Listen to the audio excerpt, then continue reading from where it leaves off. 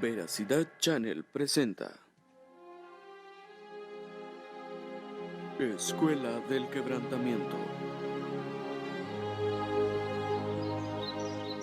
El principio de todo.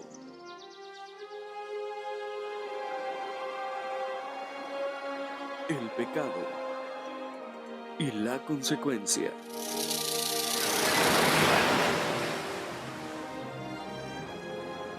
Promesas de Dios para tu vida. Pruebas de fe necesarias para madurar. Escrituras que revelan una enseñanza. Aprendamos juntos en la Escuela del Quebrantamiento. Bienvenidos, mis queridos televidentes, aquí desde Cancún, Quintana Roo, por Veracidad Channel, aquí en el ministerio Veracidad, Camino y Vida, en un programa más de la Escuela del Quebrantamiento. Me encanta este nombre que tiene mucho significado. Bienvenido, hermano Manny. Muy buenos días, pastora. Muchas gracias por permitirnos entrar a sus hogares y estar con nosotros en esto que es la Escuela del Quebrantamiento. Le damos la bienvenida a todos nuestros amigos que nos están viendo aquí en la ciudad de Cancún y también los que nos están viendo allá en el sur de los Estados Unidos, en el norte de México y en Jalisco y en las distintas ciudades. Vamos a dar inicio a este tiempo. Bueno, estamos viendo aquí, hermano Manny, cómo Dios, Él en su perfección, en su creación perfecta, desde un inicio, Él dejó su palabra a hombres fieles, ¿verdad? Que la transmitían a través de todas las edades. Y aunque algunos hombres han fallado a Dios, su mensaje sigue publicándose y revelándose a través de todas las edades. Y vemos cómo Dios ha usado a hombres común y corrientes. Así es. Pero el único requisito que ha tenido que pasar esos personas llamadas por Dios para una misión específica es que tienen que morir a su yo. Amén, así es. Definitivamente entregarse completamente al Señor para ser utilizados y para ser siervos de Él y estar dispuestos para dar ese mensaje de la palabra que regenera, que cambia y que transforma. Exactamente, porque Dios, Él no puede llevar a cabo su obra sin la cooperación del ser humano, puesto que aquí el protagonista de esta historia apasionante, a través de todos los siglos, de esta guerra entre el bien y el mal, hay tres protagonistas. Primeramente, Dios, el diablo contra Dios y el hombre. Nosotros mismos. Son tres personajes que están a lo largo de toda la Biblia y se presentan diferentes escenarios, ¿verdad? Amén. Pero los protagonistas siempre es Dios, el enemigo de Dios y el hombre. Que ¿Sí? definitivamente constante luchamos con nuestra propia humanidad para sujetarnos a los mandamientos y a los preceptos de Dios. O sea que aquí hay dos personajes aquí, si se puede llamar así, que están luchando. ¿Quién va a regir la vida del hombre? O la rige Dios o la rige Satanás. Así es. Dios hizo a su humanidad para que viviera sujeto a su autoridad, pero como Satanás le quiere robar la autoridad a Dios, entonces aquí la presa que está en medio de estas dos luchas entre el bien y el mal, que parecen interminables, pero ya llegarán pronto a su fin, entonces es el hombre. Entonces vemos cómo este hombre, Daniel, todo lo que tuvo que pasar, José, todo lo que tuvo que pasar para poder ser utilizado para esta gran tarea que Dios le encomendó, ¿verdad? Así es, para cumplir su propósito. Y estamos viendo aquí, a ver, vamos a dar lectura del 31 al 39. Bien, estamos en Génesis 41, para los que tienen ahí sus escrituras. Acompáñenos ahí en Génesis 41, en su versículo 32, pastora, ¿está bien? Sí, desde el 32 Retomamos. vamos a dar... Ahí vamos a retomar. Recuerden que estamos hablando sobre el sueño de Faraón y aquí reafirma el sueño. Vamos a leer esta parte que dice, y el suceder, dice el sueño a Faraón 2 veces, significa que la cosa es firme de parte de Dios y que Dios se apresura a hacerla. Por tanto, provéase ahora Faraón de un varón prudente y sabio y póngalo sobre la tierra de Egipto. Haga esto Faraón y ponga gobernadores sobre el país y quinte la tierra de Egipto a los 7 años de la abundancia y junten toda la provisión de estos buenos años que vienen y recojan el trigo bajo la mano de Faraón para mantenimiento de las ciudades y guárdenlo. Aquella provisión en depósito para el país. Y aquella provisión en depósito para el país para los 7 años de hambre que habrá en la tierra de Egipto. Y el país no perecerá de hambre.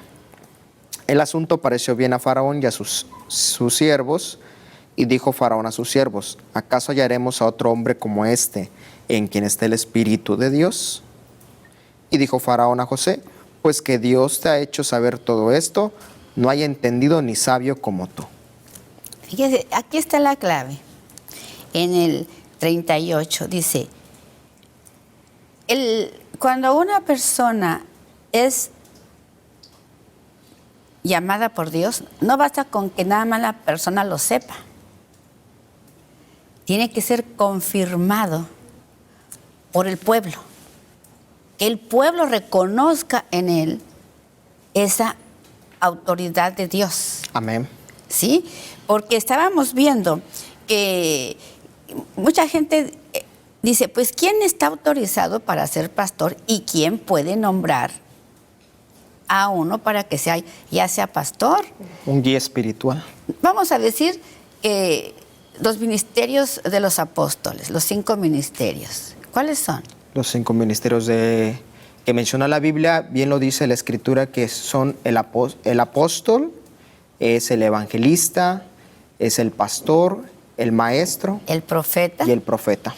Entonces dice que no existen, como ahora nos pretenden hacer creer, que hay escuelas para apóstoles, que hay escuelas para profetas, que hay escuelas para evangelistas y que hay escuelas para pastores, para maestros, y no es cierto. Dice que el Señor nos escoge y nos llama a su servicio y Él pone en el corazón de cada uno que recibe el llamado, pone ese corazón de maestro, de Amén. Pastor, Así de es. profeta, de apóstol, pero ya lo sabe. Pero porque yo lo sepa, yo no puedo autonombrarme y decir, yo soy profeta, o yo soy maestro, o yo soy evangelista, o yo soy pastor. Dice que es una convicción en tu corazón y que el pueblo vea en ti esa unción y esa autoridad, para que el mismo pueblo diga, él es pastor, él es maestro, él es profeta. Así es. Entonces aquí, y esta enseñanza la tenemos aquí Sí, desde por Génesis, supuesto. porque aquí dice que Faraón Reconoció. reconoció en José que él era un hombre en el cual reposaba el Espíritu de Dios. De Dios y de sabiduría. ¿Verdad? Sí. Entonces vamos a ver aquí en Números 27, 18. Bien, veamos Números 27, 18. 27, 18. ¿Qué nos dice? Bien, aquí ya estamos en Números 27, 18. Le voy a dar lectura. Dice, y Jehová dijo a Moisés, toma a Josué, hijo de Num, varón en el cual hay espíritu, y pondrás tu mano sobre él, y lo pondrás delante del sacerdote Eleazar y delante de toda la congregación, y le darás el cargo en presencia de ellos. Y pondrás de tu dignidad sobre él, para que toda la congregación de los hijos de Israel le obedezca. Y él se pondrá delante del sacerdote Eleazar y le consultará por el juicio de Urim delante de Jehová. Por el dicho de él saldrá y por el dicho de él entrarán él y todos los hijos de Israel con él y toda la congregación. Ahí está. Primeramente el Señor llamó a José, a Josué. A Josué. Y el pueblo lo reconoció. Amén. Nadie puede decir que está frente a un ministerio si el pueblo no lo reconoce. Así es. Sí, definitivamente el título no nos convierte en pastores, en maestros, en evangelistas. La gente percibe esa unción, percibe ese llamado que Dios ha hecho a tu vida y son también ellos quienes deciden si creer en ese llamado y en esa unción que tú has recibido. Exactamente, porque muchos dicen, es que a mí Dios me llamó, pero no tienes confirmación de nadie más que tú mismo dices que Dios te llamó, pero esa es una equivocación muy grande, porque son ministerios impuestos por hombres y a la larga esos ministerios fracasan.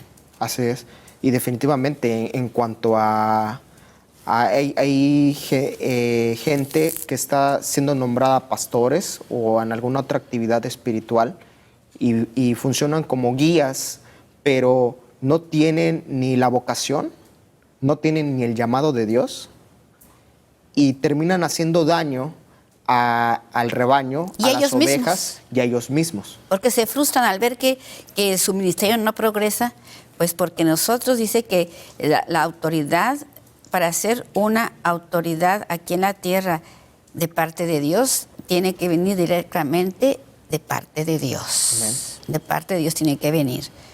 Y lo vuelvo a repetir, una convicción en el corazón del hombre que las circunstancias lo avalen, en este caso el pueblo, y que también esté avalado, como dice la palabra principalmente, ¿sí? Amén. Entonces aquí vimos ya que Josué era un hombre lleno del poder de Dios, llamado por Dios, puesto que continuó con la misión de Moisés cuando éste murió. Y él fue el que sacó al pueblo de Egipto, el que llevó a cabo, más bien el que ya los llevó a la tierra prometida fue Josué. Entonces vamos a ver cómo es que aquí José tenía esa autoridad y Faraón era todo lo opuesto a Dios. Amén. Él siendo un pagano, siendo un hombre, como dice, opuesto a todas las cosas de Dios, reconoció en Daniel la autoridad, dice, del Dios, de los dioses. Ellos, como sabían, ellos amaban a muchos dioses, ellos no sabían distinguir cuál Dios era el que estaba avalando el llamado de Daniel. Y vamos a Daniel 4:8. Daniel 4:8. Veamos esta porción de la Escritura. En este libro que encontramos en lo que se denomina los profetas mayores. Daniel 4:8.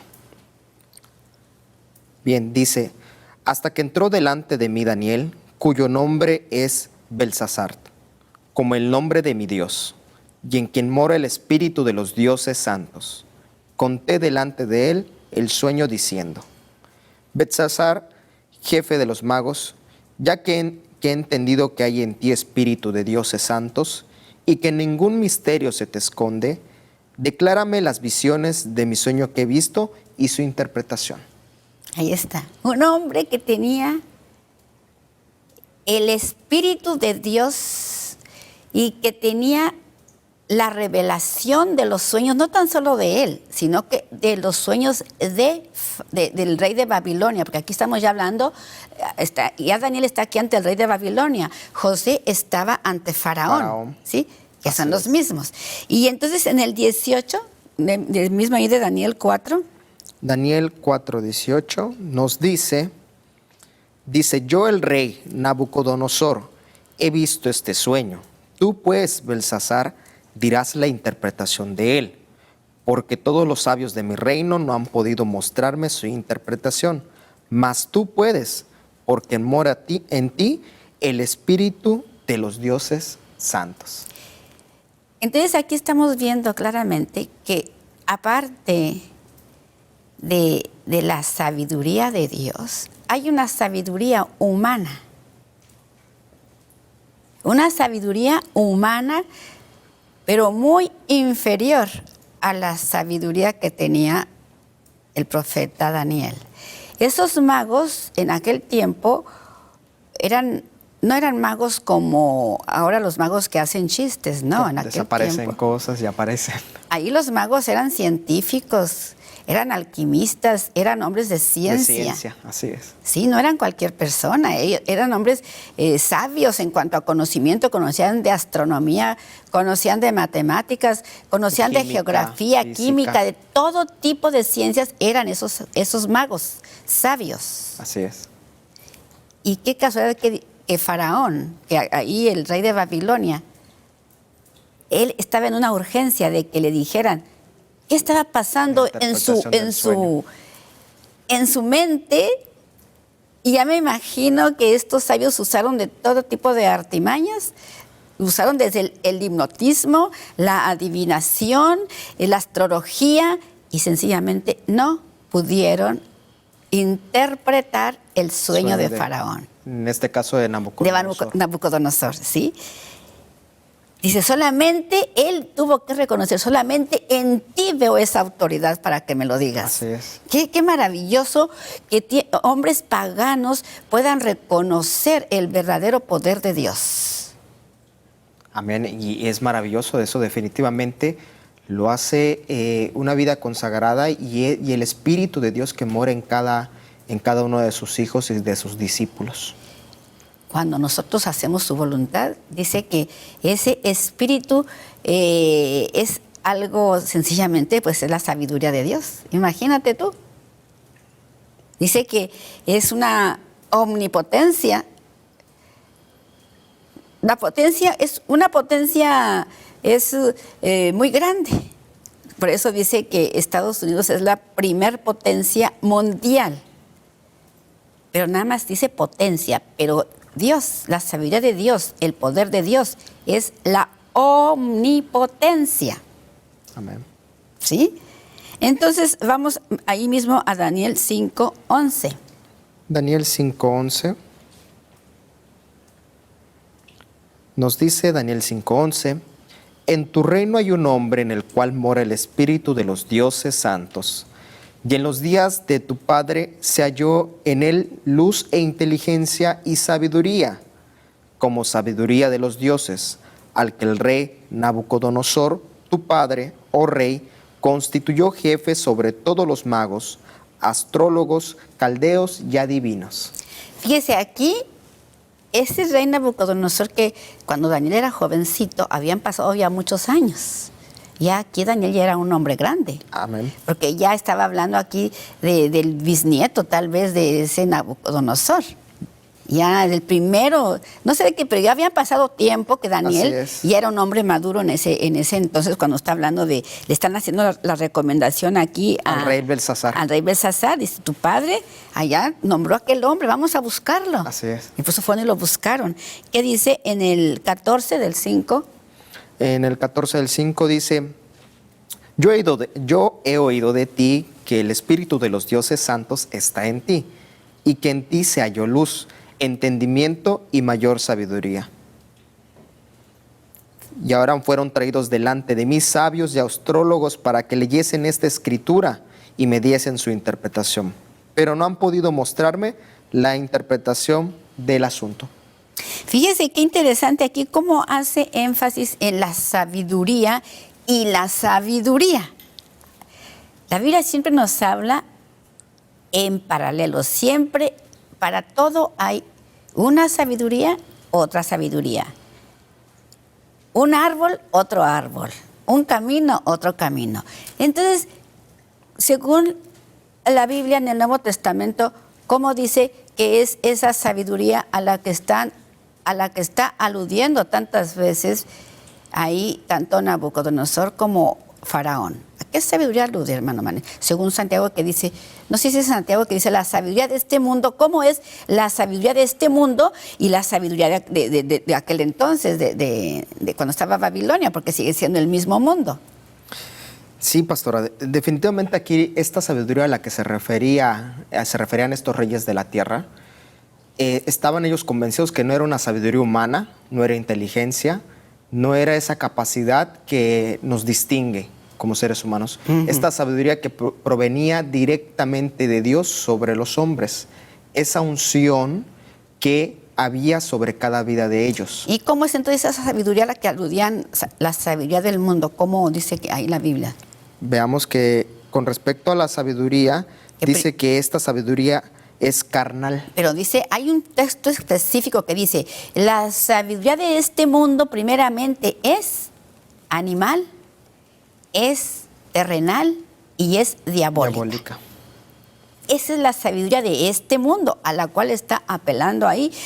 Por eso en los dos dice la sabiduría de los dioses. La sabiduría de Dios es muy diferente porque esa sabiduría de los magos, de los científicos, no han podido hacer nada. Así es, y vea que en 1 Corintios también habla con respecto a la sabiduría. 1 Corintios 3:19 nos dice, porque la sabiduría de este mundo es necedad ante Dios, pues escrito está, Él es el que prende a los sabios en su propia astucia. Entonces, así se define la sabiduría de este mundo animal, de ánima, de psique, de psicología, no de animal. Habla de la mente humana, de la mente intelectual. Dice, es primeramente anímica, es terrenal y es diabólica. Así es, Santiago 3:15. A ver, del texto, por favor. Que nos dice, esta sabiduría no es la que viene de lo alto, sino que es terrenal, natural, diabólica. Así es que ya ahí nos dice todo por qué estos hombres tan poderosos y dueños del mundo de aquel entonces tuvieron que reconocer en Daniel esa clase de sabiduría. Sí, ellos estaban rodeados de los mejores sabios, de los mejores científicos, de la gente más inteligente. Tenían lo mejor.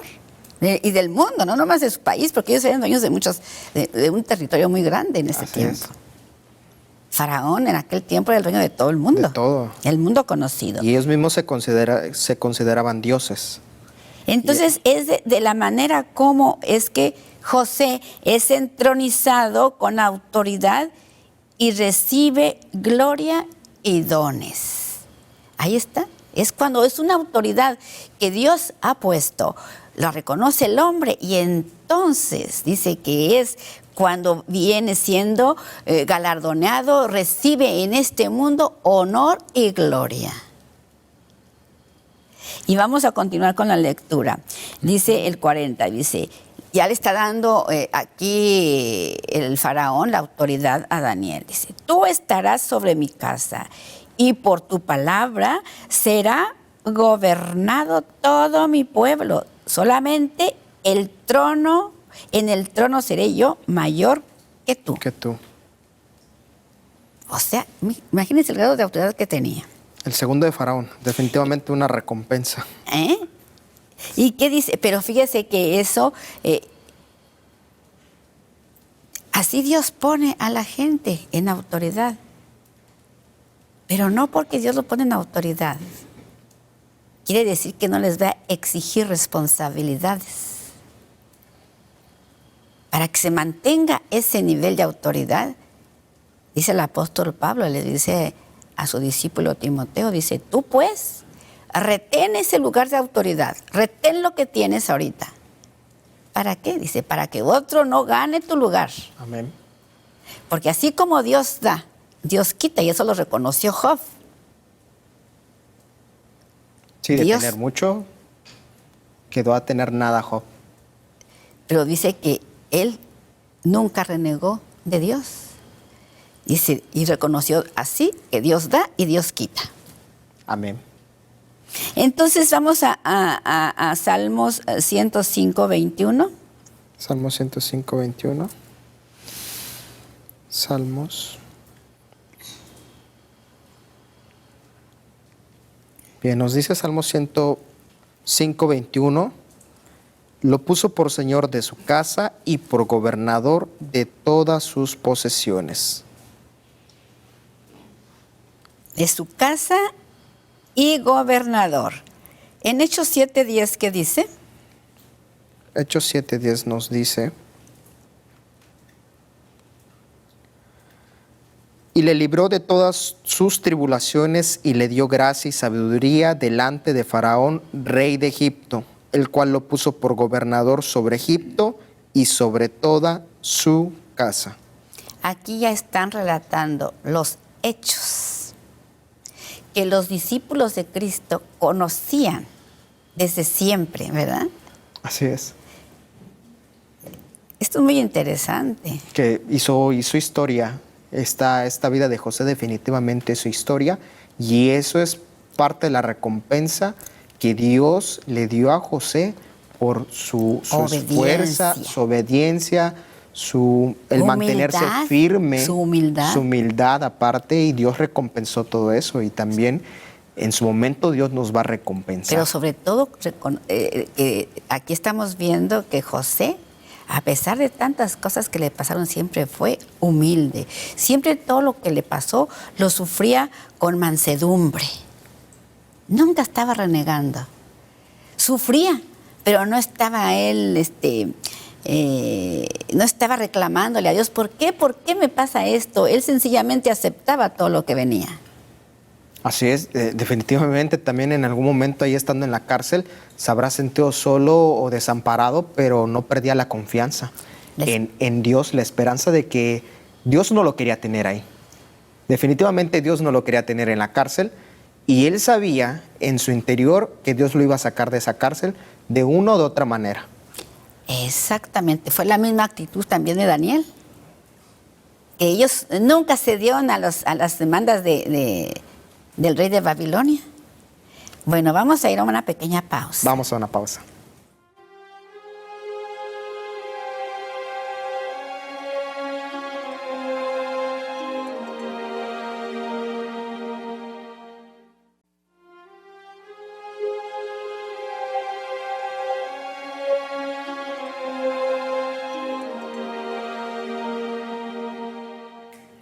Y continuamos aquí en la Escuela del Quebrantamiento en esta mañana. Estamos en Génesis capítulo 41 y vamos a dar lectura en su versículo 41. Acompáñenme. Dijo además Faraón a José: he aquí yo te he puesto sobre toda la tierra de Egipto.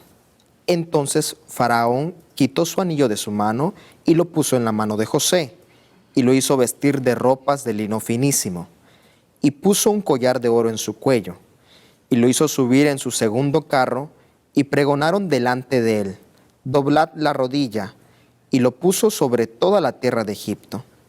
Y dijo Faraón a José: yo soy Faraón, y sin ti ninguno alzará su mano ni su pie en toda la tierra de Egipto. Hasta ahí.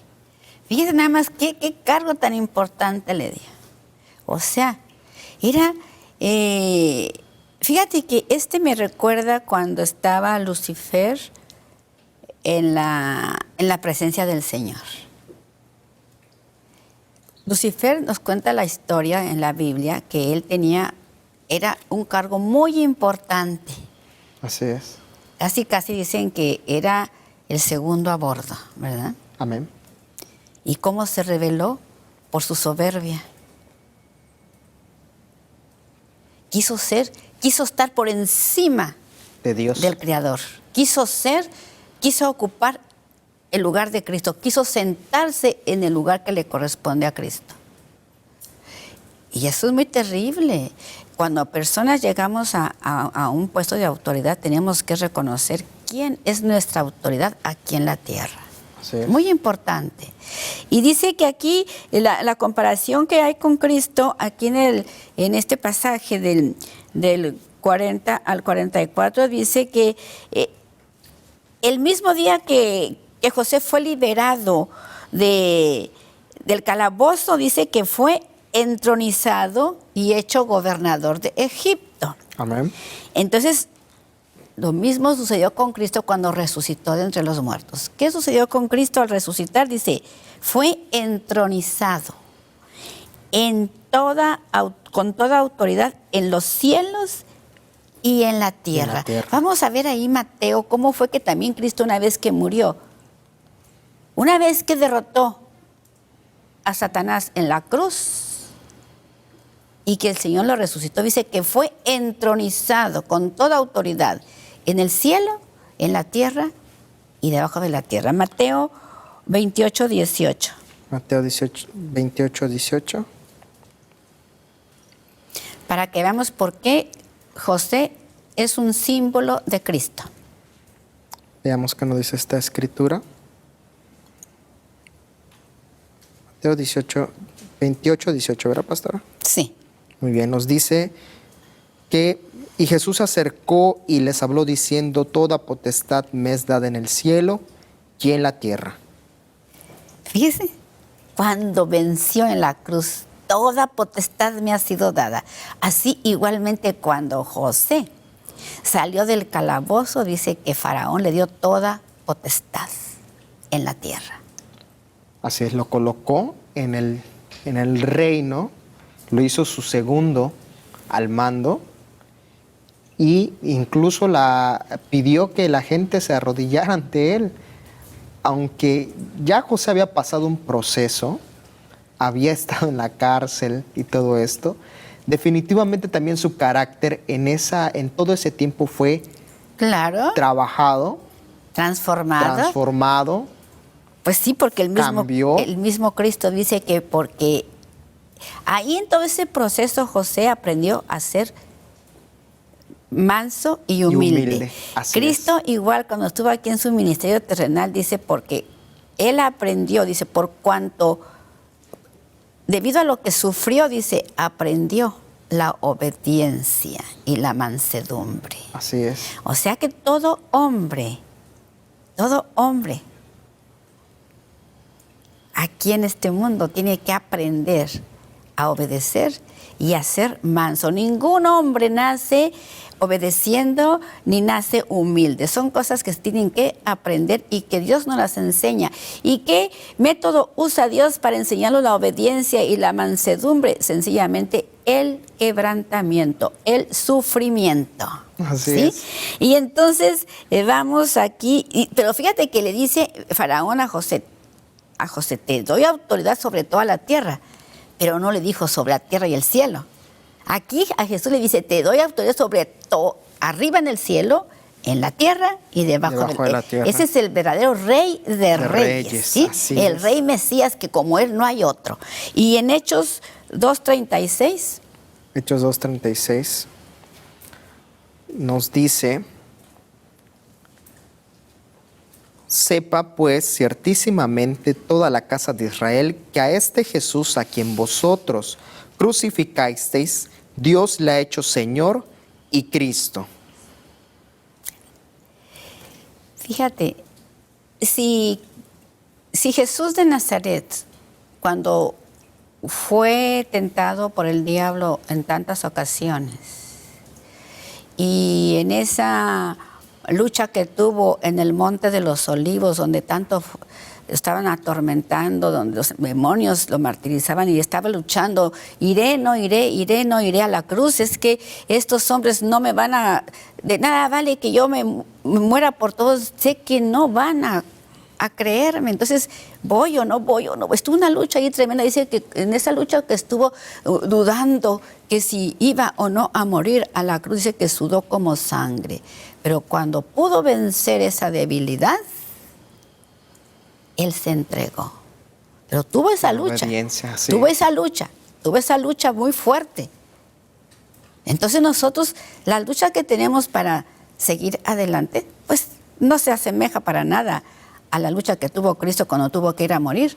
Y nosotros queremos tener todo y no tener pruebas, no tener sufrimiento, sino que queremos Vivir que todo... siempre en la comodidad. Siempre en la comodidad, porque se empeñan en decir que en este mundo venimos para ser felices.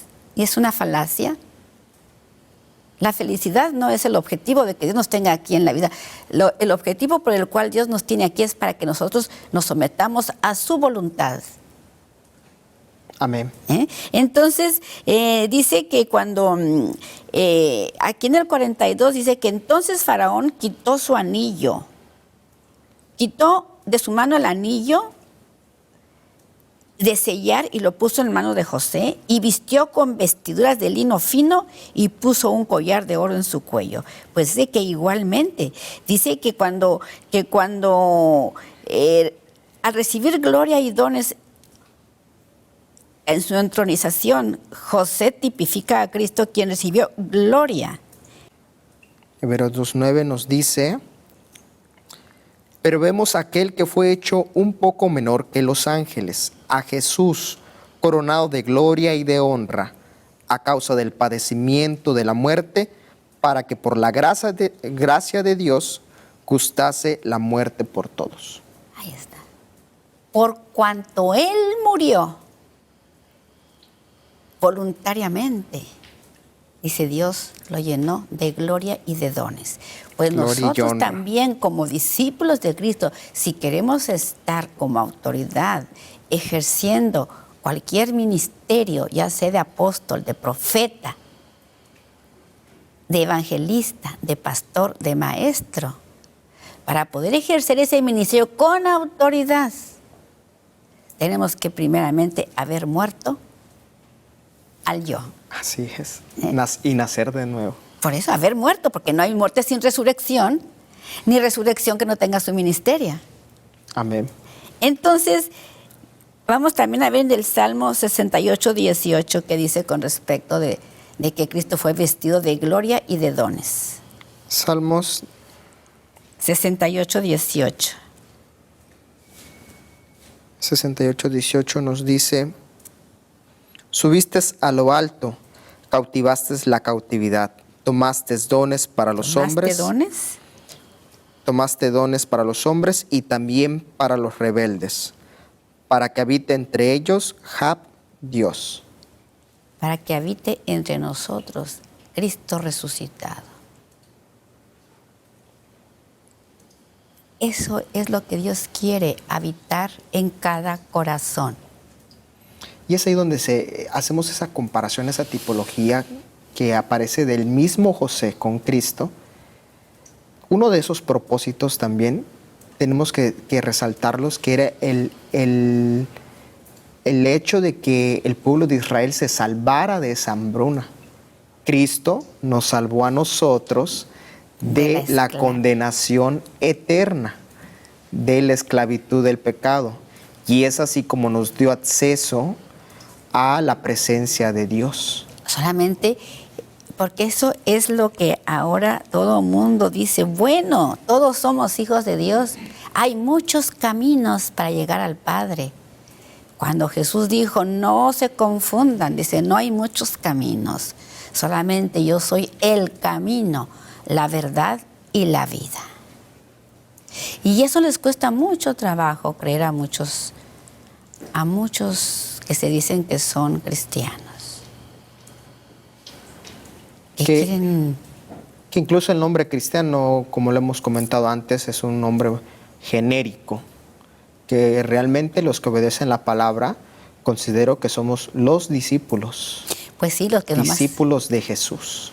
Porque todos ahorita se quieren llamar cristianos y todos dicen ser cristianos, y es más que una etiqueta que se utiliza en el mundo realmente. Como los cristianos, como los mormones, son etiquetas. Pero realmente los que obedecen la palabra son, yo comprendo que nos debemos de considerar discípulos de Jesucristo. Bueno, pues de hecho, ¿cuántas sectas se denominan cristianas? ¿Cuántas? Infinidad. ¿Principalmente quién? Los protestantes, en este caso. No, pero antes de los protestantes, los católicos.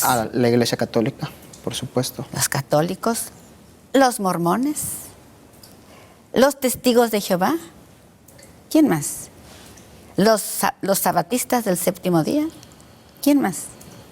Hay infinidad. Definitivamente la palabra cristiano está ligado a aquel que cree en Cristo. Todo el que cree en Cristo se puede denominar cristiano. Pero de ahí a denominarse cristiano o ponerse el título a un discípulo, hay un rango de diferencia inmenso. Ajá, porque inmenso. Los discípulos son los que están sometidos a la autoridad de Cristo, su palabra, y al señorío del Espíritu Santo. Esos son los verdaderos discípulos de Cristo. Así es. ¿Sí? Entonces, ya leímos Hechos 2:33. Hebreos, leímos Hebreos. Sí, ya. Hace un momento sobre la gloria y honra que se le dio a Jesucristo, y leímos también el Salmo 68. Exactamente. donde nos acaba de decir que, de que Él tomó esos dones para los hombres y subió a lo alto. Subió a lo para que alto, habite ¿verdad? entre Jehová Dios.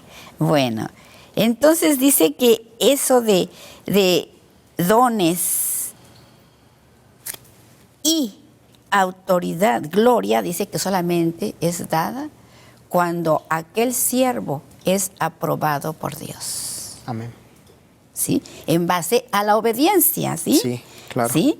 Entonces dice que en su cuando le da el anillo en su ascensión, dice el anillo de las vestiduras y el collar de oro describen los dones que Cristo recibió en su ascenso a los cielos y que después dio a la iglesia. Dice que cuando Cristo recibió esos dones y esa gloria, dice, se la dio a su iglesia, ¿sí? Porque Él fue el que fundó la iglesia, ¿sí? Amén. Entonces, vamos a ver qué dice en Hechos 2:33. Ya lo vimos ahí, ¿verdad? Sí. Pero vamos a repetirlo. Hechos 2:33. Sí. Veamos. ¿Qué nos dice Hechos 2:33?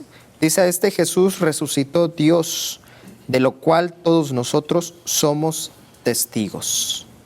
Está haciendo esta afirmación. Entonces nosotros, sus discípulos, somos los que guardamos los mandamientos de Dios y damos testimonio de Cristo. De Cristo. Porque lo que cuenta en la vida de un verdadero cristiano, de un verdadero discípulo, es que guarda la ley de Dios, los mandamientos, Y da testimonio de y Cristo. da testimonio de Cristo. Y no le puede restar esa autoridad No. a Cristo, porque entonces ya no seríamos sus discípulos. Guarda los 10 mandamientos y da testimonio de aquel que recibió gloria y dones y que ahora me los da a mí. Amén. Y si yo digo que yo he recibido esa gloria o participo de esa gloria y de esos dones de Cristo, pues no tengo más que dar testimonio del que me los regaló. Así es. No, y es gracias a medio de ese sacrificio, dice que Jesús es el autor y consumador de la fe, y es gracias al sacrificio que Él, entregando su propia vida, decidió morir en la cruz para darnos salvación a todos nosotros, y en eso debemos estar agradecidos y aceptarle y permitir que cuando nosotros creamos, le recibamos, nos hagamos hijos del Dios Altísimo. Dice que Él cuando murió, dice que tomó la cautividad, o sea, nos liberó de la esclavitud, y dice que repartió dones a todo mundo. Amén. A todo mundo que quiera seguirlo. A ese le da sus dones. No es en particular a los judíos o a los griegos. A cualquiera le da los dones. A cualquiera que se sujete a sus mandamientos. Amén. Entonces vamos a ver qué dice Lucas 15:22. Lucas 15:22. Veamos qué nos dice esta escritura. El Evangelio de Lucas, en su capítulo 15:22, nos dice: pero el padre dijo a sus siervos: sacad el mejor vestido y vestidle, y poned un anillo en su mano y calzado en sus pies. Ahí está, el anillo. El vestido, dice que la vestidura de Cristo es como nuestra justicia objetiva. Dice que nosotros cuando nos ponemos uno de los elementos de la armadura de Cristo es, dice, nos vestimos de Cristo. Amén. Nos ponemos ese manto, ese mismo manto que Él recibió ahí cuando le dio a José, que le dio el anillo, el manto. Nosotros nos vestimos del manto de justicia, porque Cristo es nuestra justicia. Amén. Y aquí en este versículo que vemos en Lucas, está haciendo referencia al hijo, a la parábola del hijo pródigo. Claramente, Y ¿cómo estaba vemos ese esa- hijo pródigo antes de que reconociera al Padre? Antes de que reconociera al Padre, pues bueno, sabemos que el hijo pródigo decidió tomar su Su propio camino. pero lo que lo hizo diferente al hijo pródigo fue que se arrepintió ¿Y qué fue? y que fue al Padre y le dijo: Padre, ¿sabes qué? Sé que he pecado Que he contra ti. pecado contra ti, he hecho esto, diferentes situaciones en mi vida me han llevado a esta vida. Pero hoy vengo ante ti reconóceme humildemente delante de ti y tómame. ¿Y qué le dio? Y es lo Dice que estamos lo viendo, vistió, lo vistió, le dio su el anillo y como calzado. el sello del rey. O sea, fíjate, aquí cuando tú recibes autoridad tienes que tener el sello. Cuando nosotros apenas conocemos a Cristo, dice que Él inmediatamente, cuando yo regreso al Padre a través de Cristo, ¿qué hace primeramente? Nos sella, nos pone el sello del Espíritu Santo, se representa el anillo. Amén. Nos Y luego viste con nos su viste, gracia. nos da la coraza de justicia. Nos justifica. Entonces nosotros por eso es de que tenemos autoridad, porque hemos reconocido, nos hemos humillado, entonces Él nos recompensa, Y nos da el calzado del Evangelio. nos da las sandalias del Evangelio, nos da todo, nos da Amén. una super armadura. ¿Y qué dice en 1 Corintios 1:30? 1 Corintios 1:30. Veamos qué nos dice este versículo. Mas por Él estáis vosotros en Cristo Jesús, el cual nos ha sido hecho por Dios sabiduría, justificación, santificación y redención. Todo esto nos ha dado. ¿Para qué? Pues dice que Él lo que quiere es que nosotros estemos con todas esas cosas, esos dones que nos da aquí para ponerlos, ejercitar aquí en la tierra. Dice que nos los da. ¿Para qué? Para convertirnos en su esposa. Para eso nos los da, porque nosotros somos la esposa y vamos a estar en las bodas del Cordero. Amén. Para eso es de que Él, en el momento que yo me arrepiento, Él me viste de toda esa armadura, de todos esos dones preciosos, con un fin, de que yo haga cambios en mi vida. No nada más que tenga de adorno todos estos dones para decir que ya soy santo. Y en Salmos 49:5, Salmos 49:5. Vamos qué nos dice. 49:5. porque le da collar, le da tantas cosas. Dice, ¿por qué he de temer en los días de adversidad, cuando la iniquidad de mis opresoras me rodeare? ¿Por qué he de temer si tengo uno que venció por mí? Es el 45:9. 45:9. Sí, eso dice, Veamos de Salmos. a este 9 versículo, 45:9 dice, hijas de reyes están entre tus ilustres, está la reina a tu diestra como oro de Ofir. Ese es Salmos 45:9. Ahí es el oro. Nos hace reyes, nos da dones de reyes. El oro significa la salvación. Y el 13, ¿qué dice ahí mismo de 45? Salmos. De Salmos 45:13 dice, toda gloriosa es la hija del rey en su morada, de brocado de oro es su vestido. Está hablando de la iglesia. De la iglesia, así Toda es. de oro. El oro significa la redención. Toda de oro es ella en su morada. Amén. Y es gracias a Jesús que todos fuimos redimidos de nuestros pecados. Todos fuimos redimidos, pero solamente el que se acerca al Padre recibe los dones. Amén. El que se acerca al Padre como el Hijo pródigo, cuando el Hijo regresa con el Padre, después de estar perdido, muerto, cuando regresa al Padre, se encuentra con el Padre y en ese momento lo resucita y lo llena de dones. Eso tenemos que hacer nosotros, morir al yo para resucitar. Y una vez que morimos al yo, como lo hizo José, en ese momento, cuando yo muero al yo, soy apta para recibir gloria y dones. Aquí lo estamos viendo claramente. Amén, así es. en José y en Cristo, que José era un modelo de Cristo. Modelo de y Cristo. Lucas 15:22. Lucas 15:22 nos dice, pero el Padre dijo a sus siervos, ya leímos ese versículo, es Lucas 15:22. Ya, el pródigo. Ok. Así es, del hijo Entonces, pródigo. dice que todo esto que nos da es para que nosotros nos convirtamos en la esposa, podamos participar en las bodas del Cordero, ¿sí? Y vamos ahora a Salmo 45:14. Salmos 45:14. Bien. Nos dice, con vestidos bordados será llevada al rey, vírgenes irán en pos de ella, compañeras suyas serán traídas a ti. es la vestidura, lo que nos da esa limpieza que dice que nosotros, la iglesia debe de presentarse como una virgen para estar apta para casarse con su esposo en las bodas del Cordero. Amén. Y esa esposa es la iglesia y el esposo es Jesucristo. Y en Apocalipsis, ¿qué dice? Apocalipsis 19, 7, 9. Apocalipsis 19:7.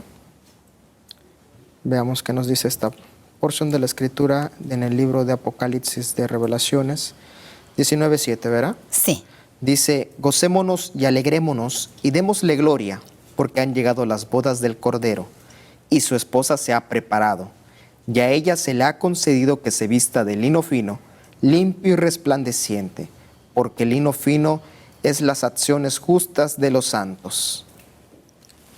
Entonces, hermano, cuando nosotros nos convertimos a Cristo, ¿es nada más para decir que ya soy salvo y ahí me quedo ya con la salvación?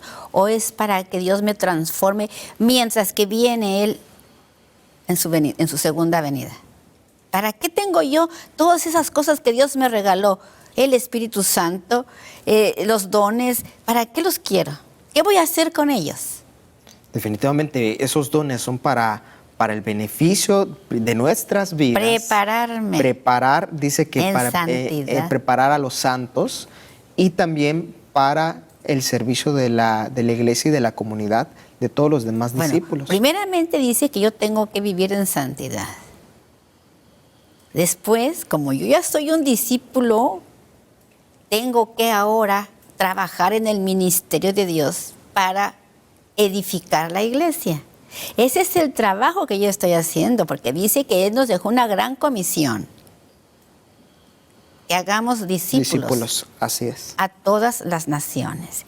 Y dice, y enséñenlos ustedes que ya han sido enseñados, que ya han sido resucitados, que ya tienen los dones. Ahora ustedes vayan y hagan lo mismo que yo les enseñé y participen de lo mismo que yo les di.